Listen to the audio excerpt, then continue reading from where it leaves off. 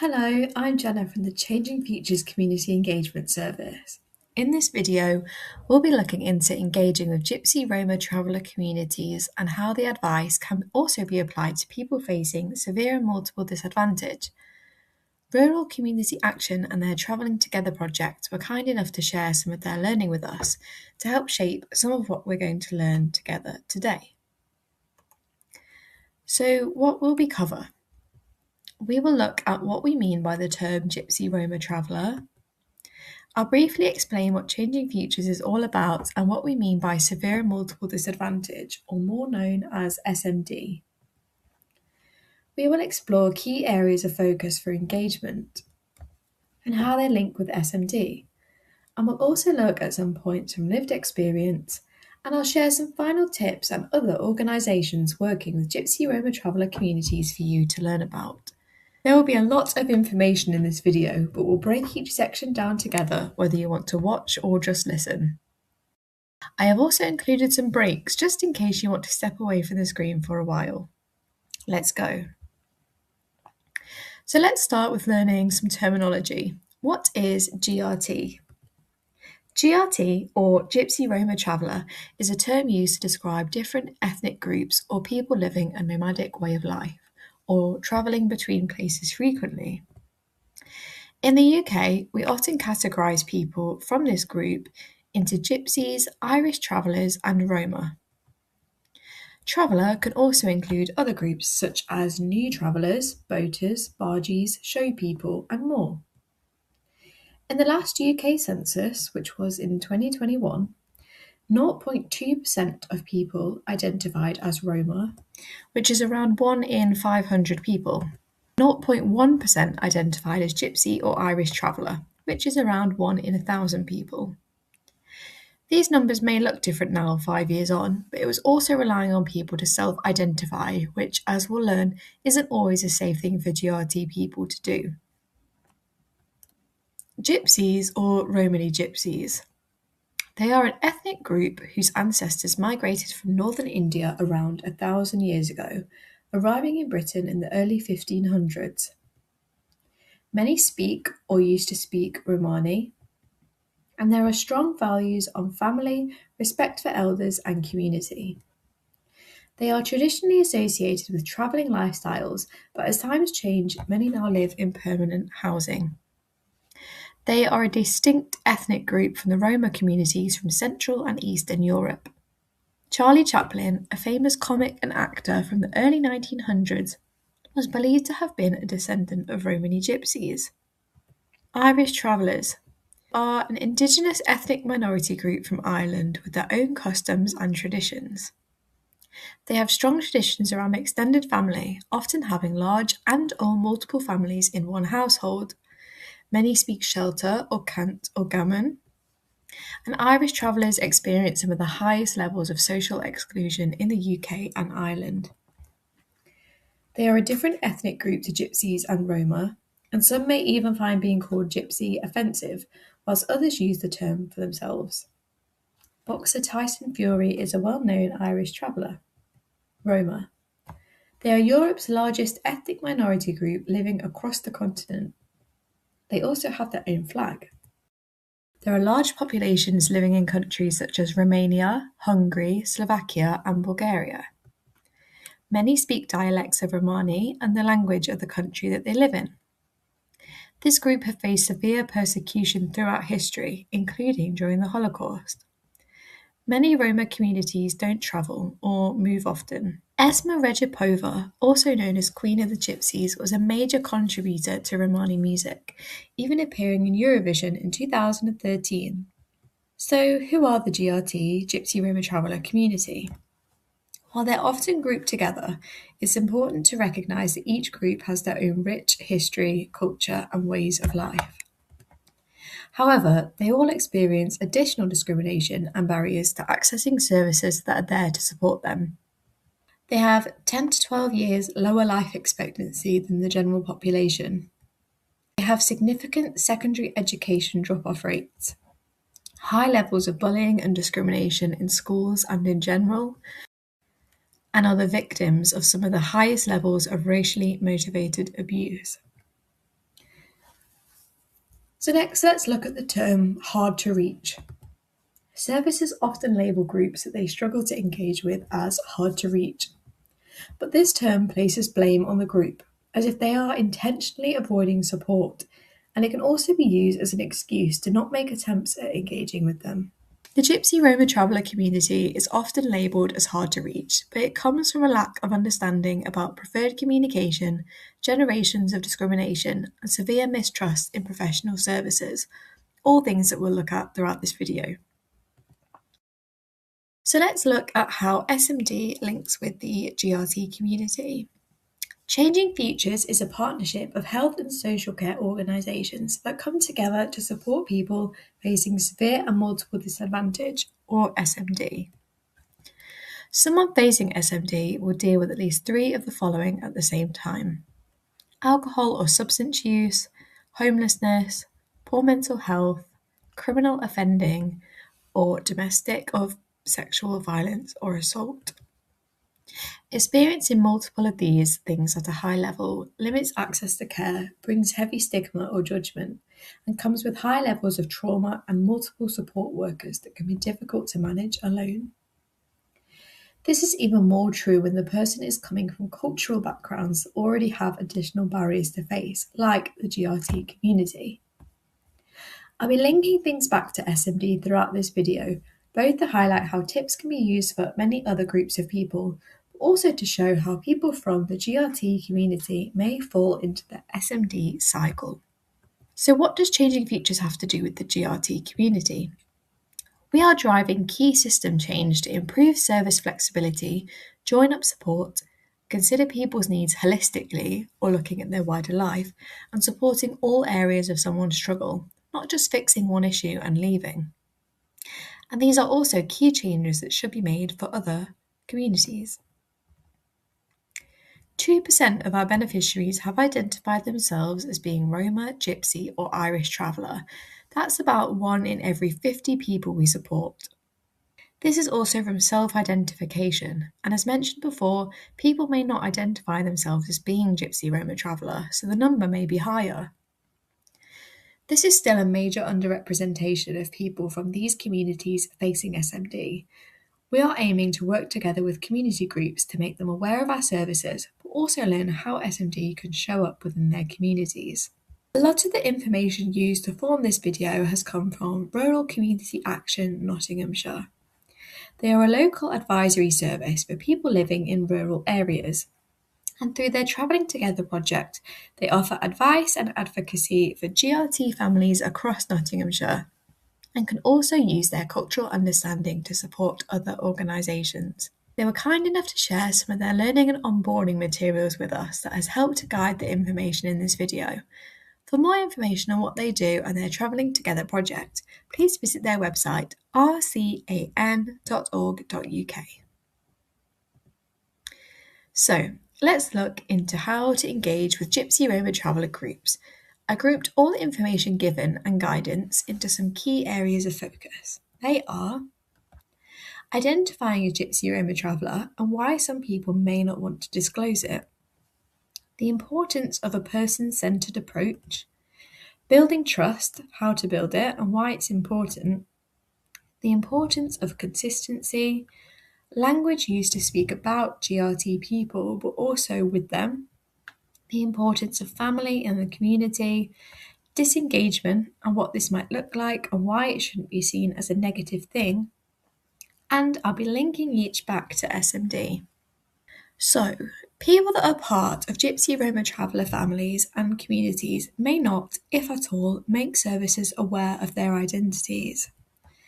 This can be a result of the experience or perceived experience of negative outcomes as a result of their identity, which could be discrimination, unfair treatment because of their ethnic group, exclusion, not being included or forgotten, prejudice, other people's negative beliefs about their ethnic group, and poor treatment in general. These previous interactions can be a personal experience or the experience of someone close to the person, like a family member or a colleague.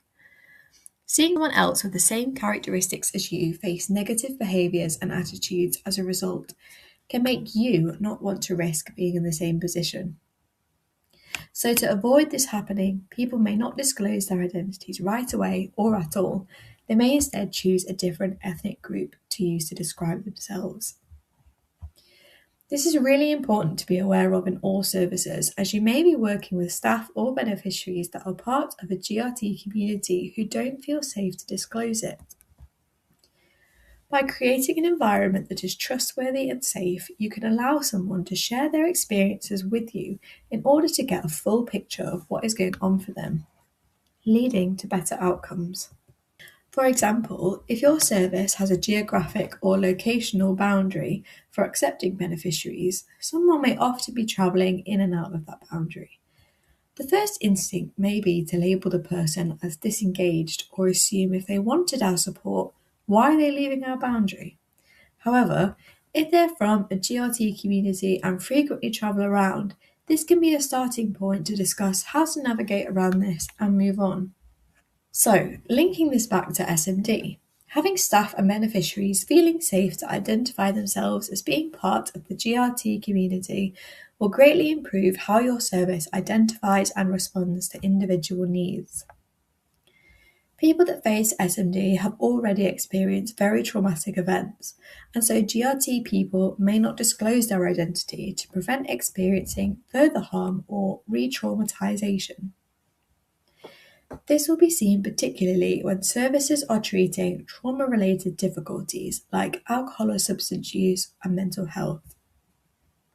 Keeping to the point of being aware of everything that may be going on in that person's life can also help to identify areas of need, for example, finding homeless beneficiaries and navigating family dynamics. It can also allow a safe space to open up about other things that are going on with them. Building trust is so important, maybe the most important thing in this video, but trust takes time to build. Even if there have been no previous negative experiences, it will still take time for someone to build trust with a professional. You are attempting to overwrite their previous experiences with other services and prove that you're there to listen and that you care. A lot of people from groups like the GRT community and people facing SMD can be skeptical about your intentions and whether you really care about them or if you're just doing what you're paid to do so you can go home. This can come from families experiencing generations of exclusion, forced movement, discrimination, and negative interactions with authorities, with all these things being reinforced throughout a family that values each other's opinions and experiences over anything else. Of course, they're going to be reserved at first. So engaging with any minoritized community must begin with relationship building instead of becoming formal right away. You can't just go straight in with lanyards, forms to fill out, and demands to be made. Think about if you were going through a hard time and needed some support. Who would you go to? A long-time friend who knows your situation and knows what works for you, or a stranger that knows nothing about you and nothing about your life? When building trust, what does it look like? It looks like taking time to understand the family unit and their circumstances. So, what are their priorities? What do they value? What do they want out of this interaction? What are their concerns? What are they worried about? What do they want to avoid? Have they had previous experiences with services? Were they good or bad? What needed improving? Maybe the way they were spoken to or spoken about. Maybe the service declined their support due to their lifestyle. But what went well? Was there someone that took the time to understand them, or a service that got them to a desired outcome? By listening and taking the time to understand first and being open and honest about your role, anyone, not just those in GRT communities, will feel more supported and confident to work with you. Building trust before rushing into the formal, potentially traumatic conversations is essential for any person that you might be engaging with, particularly with people facing SMD. It helps most for minoritized communities that are often forgotten. Anybody will feel more comfortable opening up to someone that has proven they care, want to show up, and really listens. By building up relationships before moving on to the serious stuff, it can also allow the person to mention other things that need attention outside of the reason they're with you. such as domestic abuse, drug or alcohol use, or any mental health issues. Now is a good time for a break, so if you want to pause this video and come back in a few minutes to continue, please feel free. Otherwise, let's keep watching. Welcome back. Next, we'll look at language. Language is always important, no matter what role you're in or who you work with. The words and tone you use to talk to minoritized groups and how you speak about them can make or break any relationship built. Avoiding language or behaviours that stereotype or criminalise communities is essential, even when talking to non-Gypsy Roma Traveller people. I don't usually show examples as I think sometimes it could draw negative attention. However, we're going to look at some together to highlight some things to think about in the language and words you use. Avoid using phrases like those people. This others the group and makes them seem different to wider society. Assuming someone isn't as educated, literate, or employed. You may want to plan for or consider people's different needs. It's not a good idea to make assumptions. If any of them are relevant, always let the person share this information about themselves to you first. Saying things like, they don't follow the rules or they always move on. This both creates a negative image before anything has been done and will make the person feel like you're not really going to support them as an individual. Making large assumptions about someone based on stereotypes is really harmful. Making jokes about stealing, trespassing, or scams. Again, these are really harmful stereotypes that will break trust. And using terms like gypped to mean cheated. Like the last one, associating communities with negative stereotypes shows you don't care, you're going to be inconsiderate, and you won't take the person's wider life seriously. Or referring to sites as illegal before knowing the situation. Labelling anything negatively before finding out all the information shows where your mind may be at. Always keep things positive or at least neutral. And always challenge stereotypes in everyday conversations, even if it's just a joke. It's not just the language you use that's important. Language Gypsy Roma Traveller people use to identify themselves should be the language you use when talking to and about them. This is polite, accurate, and shows you listen and care. People may identify as Gypsy, Roma, Traveller, Showman, Boaters, New Travellers, or other community identities. Remember, it may also be offensive to use a different term, so never assume how someone wants to identify. With everything, always ask the person if you're unsure, as this is always safer than making assumptions. Some GRT people have lower literacy rates or speak a different language and may find reading or writing difficult. A study was conducted in England looking at the educational outcomes of Gypsy Roma Traveller children in 2023. In primary school, 60% of all pupils reached expected standards in reading, writing, and maths. But only 18% of Roma Gypsy and 21% of Irish Traveller pupils met that same standard. In secondary school, 65% of all pupils from state-funded schools achieved GCSEs in English and Maths at grade 4 and above, which is the standard pass mark. However, only 16% of Roma Gypsy and 15% of Irish Traveller pupils achieved the same grades. And in higher education, in 2019 to 2020, only 6.9% of Gypsy and Roma and 10.7% of Irish Traveller young people entered higher education by the age of 19. And the following year, this was only 12.6% of Gypsy and Roma and 9% of Irish Traveller young people. This can be due to a range of reasons, including where families value education, barriers to education, or frequently moving schools. And not all people from Gypsy Roma Traveller communities will face these barriers or match these statistics, but it's important to recognise that some do, so appropriate measures can be taken. Let's say you receive this letter in the post. It looks urgent, but it's not readable or accessible to you. You know you should respond, but how? You can't read who sent it and you can't find out what it's about. Now imagine someone is making you feel stupid for not being able to read or understand it and isn't helping you. It's always important to make sure the users of your service can access any handouts, letters, and communications. With SMD, language used and communication needs are also two important things to consider. For example, deciding on terms like service user, beneficiary, or client, whether someone is facing, struggling with, or has their disadvantages, seeing someone as a victim or survivor, using terms like sex worker, prostitute, or escort, or using terms like drug addiction or dependency. The words and terms you use can change perception and can change outcomes.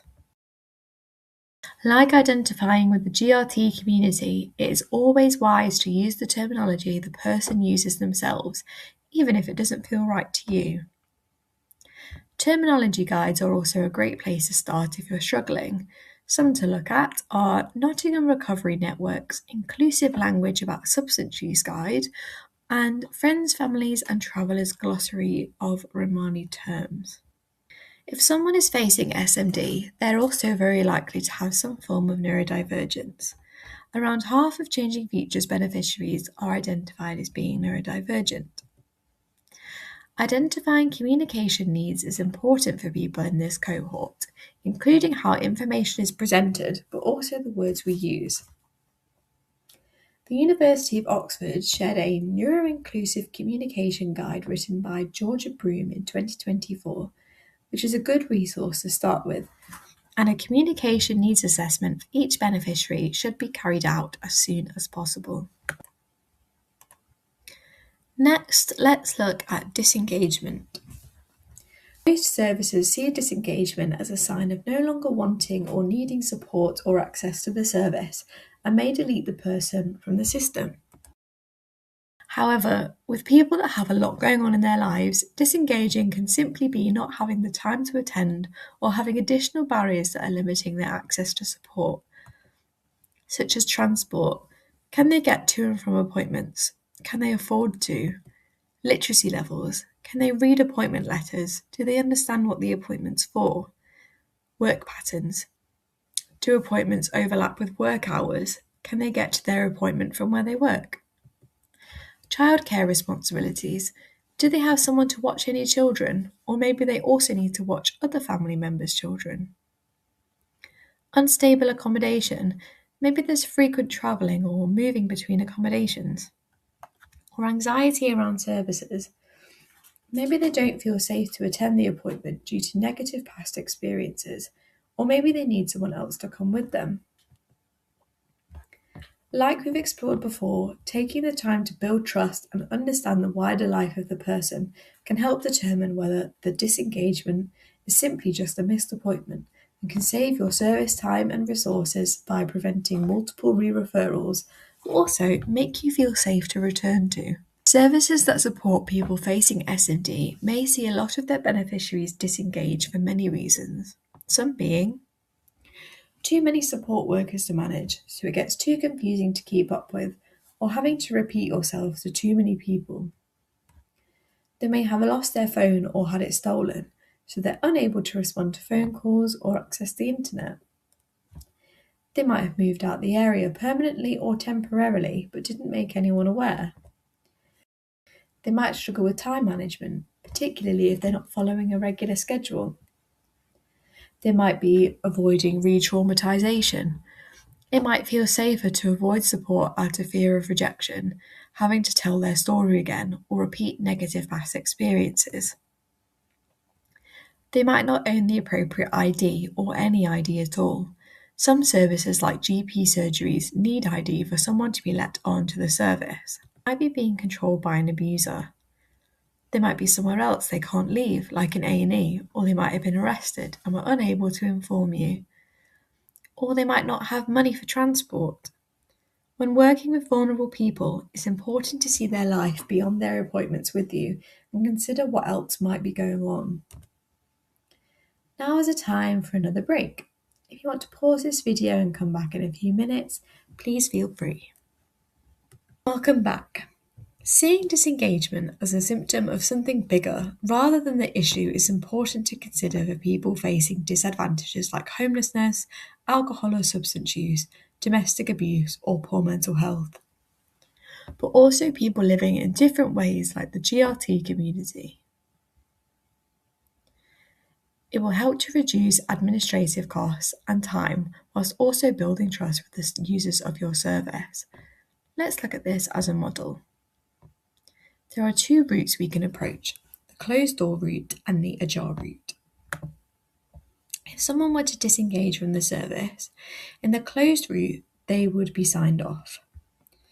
In the ajar route, it would be more of a temporary step down from service.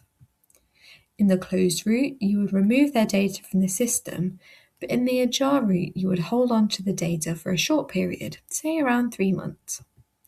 So, when they come back in the closed group, they would need to reapply and go through all onboarding tasks again, like retelling their story, giving information, showing ID. But in the ajar route, you can retrieve the data and support can continue from where it was left. Two slightly different ways of approaching disengagement, but one shows trust with a slightly open door and the other feels cold, shut in their face. The next area we'll look at is the person-centered approach. This involves tailoring support around the individual needs and life of the person and is the best way to ensure smoother and more consistent engagement. For Gypsy Roma Traveller families, this can look like asking the person or family's preferred time and place for meetings and preferred method of contact and using this to shape engagement. Rather than getting everyone to stick to a strict time and place, this allows you to find something that will work for everyone. Another example is if someone does have lower literacy levels, instead of sending long formal letters or having everything online, it may be worth trying face-to-face conversations, phone calls, voice notes, or simple text messages. Changing Futures found that the best way to support someone with multiple needs and support workers is joined-up support, in which all services and professionals involved with that person work together. GRT families may have other agencies and services to manage, and so adding in a new one is only going to make the situation more complex. So it's important to share information between services, plan joint visits to limit appointments, and coordinate communication. This can reduce stress or repetition on the family and person and can also help you as you work closely with other organisations to find out more about what's going on for them. So, for people facing SMD, working with someone's lifestyle instead of against it can help build trust, maintain engagement, and can help to make a treatment plan that the person will actually follow. Let's see how a non-person centered approach looks. There might be appointment times overlapping school drop-off times, unachievable recovery definitions, maybe going out of complete abstinence isn't going to work. Appointments are in an inaccessible place, maybe too far away or in an area with a lot of unsafe people. A support worker that doesn't get what they're going through and so never feeling understood. Separate meetings with different support workers and having to repeat themselves to new workers. An inaccessible communication.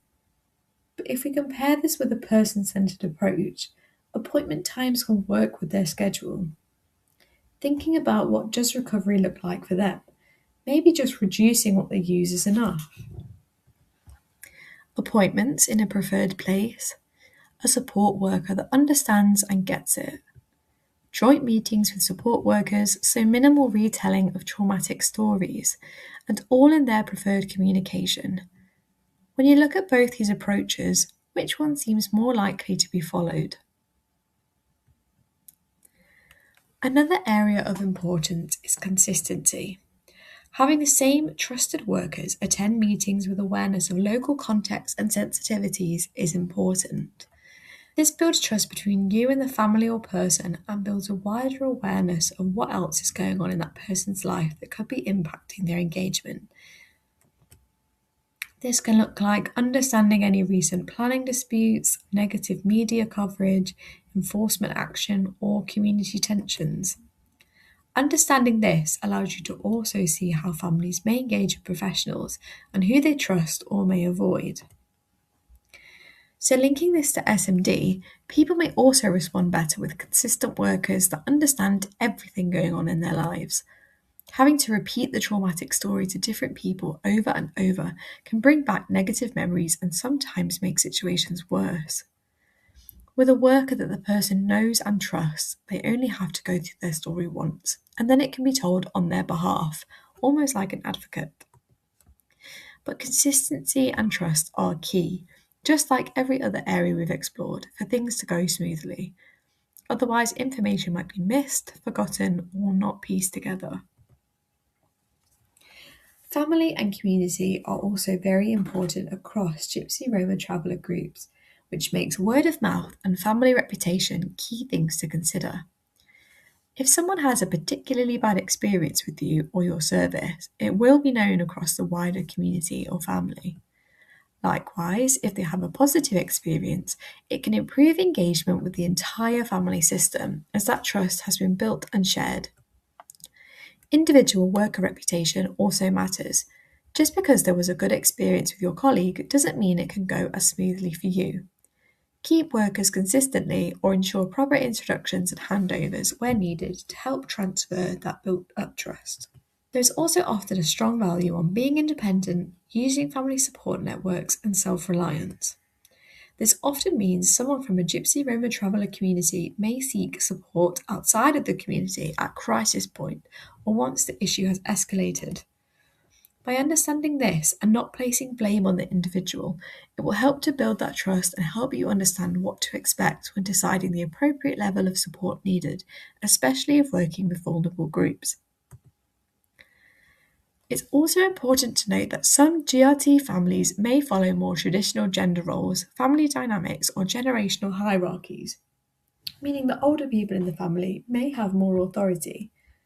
Authority may be given to one member of the family who may speak on the other member's behalf or make the decisions. This may look like one parent or sometimes one child being the head of the house and will make decisions for the rest of the family. As a professional, you must find the balance of respecting this hierarchy to work with the family, but also you must ensure that every voice gets heard. It's important to be aware that if one person is speaking on behalf of the family, sometimes key issues are hidden. For example, this could be seen in domestic abuse as the survivors are often silenced by an abuser speaking for them. In SMD groups, connections and word of mouth are also key things to consider. Friendships or close relationships may be made between people attending the same support groups, rough sleeping in the same area, or accessing the same service. This means that if someone has a positive or negative experience, it's likely that this will be told to others within their support network. For example, if someone accessing a support service for sex workers and is made to feel judged for their work, they may tell others in their network who may then also avoid your service. Now is the time for another break if you like it. If you just want to pause this video and come back in a bit, please feel free. And welcome back. It's also important that you recognise that the skills that Gypsy Roma Traveller families value are strengths that can be utilised, not only focus on the challenges. It's easy to think that communities different to the norm aren't doing things right or need to be changed to fit a different system. However, the different skills these communities have can be used to improve engagement and create better outcomes. We've seen how strong family networks can offer support and help build trust for you and your service. There's high levels of entrepreneurship, there's practical problem-solving skills, strong community support systems, and a high sense of resilience. They are all skills that can support your engagement. Now, moving on to points from lived experience. I had the wonderful opportunity to talk to someone working in the DWP in the UK. She grew up as an Irish traveller who travelled from the ages of 5 to 13 years old. She says that there are cultural expectations on traveller men to provide and keep it together. This may result in not accessing help when needed or prioritising work and family over their own needs. Low levels of education causing a struggle to get out of poverty. And not all Irish travellers are living in temporary accommodation. This is something that you should not assume. Systems expect people to fit in rather than systems changing to fit the users. We should be creating flexible services to meet the needs of who we support. Travellers are also not often linked to a GP, and this can limit their access to healthcare or getting fit notes to work. Women in the communities have a lack of support for domestic abuse services. They are often isolated. Children are also often homeschooled, particularly girls, as the expectation is to just be a wife, so education isn't valued. There's also a high distrust of services from past experiences or just the perceived lack of understanding that the service may have. You should also understand that people may not identify as Gypsy Roma Traveller right away from fear of discrimination. You should give choices and allow for person-centred goals. We also need to move on from strict in-work and not in-work categories, again being flexible. Barriers need to be acknowledged and accommodated for. We shouldn't ignore them and hope they go away. We need to put in the work to overcome them. And again, flexibility is very important. On to our last round of learning before we summarise and finish up. Accessing healthcare. If you are working with Roma people and you are from a health, mental health or social care service, there are some extra things you should consider. Health can be considered an unclean subject, and it might not even be spoken about in close families. Even Roma who go on to work in healthcare or even health advocacy or health interpreting can be treated as unclean and can be isolated from the community. So you must be sensitive when discussing health-related subjects, particularly around female sexual or gynecological health, as this is only really discussed among females. So maybe try to stick to female professionals when discussing topics like this. And if the age gap in a group is greater than about 10 years, health issues are not discussed. So this might mean that topics might not be spoken about if you are perceived as a younger worker. Mental health is the greatest taboo subject when it comes to healthcare. Roma people may talk about feeling sad or feeling down about a specific problem in their life rather than talking about depression. They might say problems with the head or being crazy instead of naming conditions. This is also important to be aware of to avoid misdiagnosis. Younger people may be more aware of mental health problems, but they may still not discuss private information with professionals. There's also a strong belief that mental health problems can be passed on genetically, so this can threaten marriage plans between people, affecting family relations and Roma community. And may also not be spoken about in fear that their children may inherit their mental health problems. Drug addiction is also very controversial, and Roma may deny that it exists in their family or community. Alcohol abuse is also not seen or treated as an addiction, and is instead seen as just a normal social activity.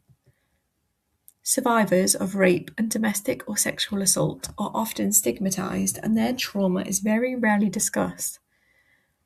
And mental health suffering is often hidden from everyone from fear of damaging a family's reputation, so seeking professional help may come at a crisis point where the family can no longer deal with it alone.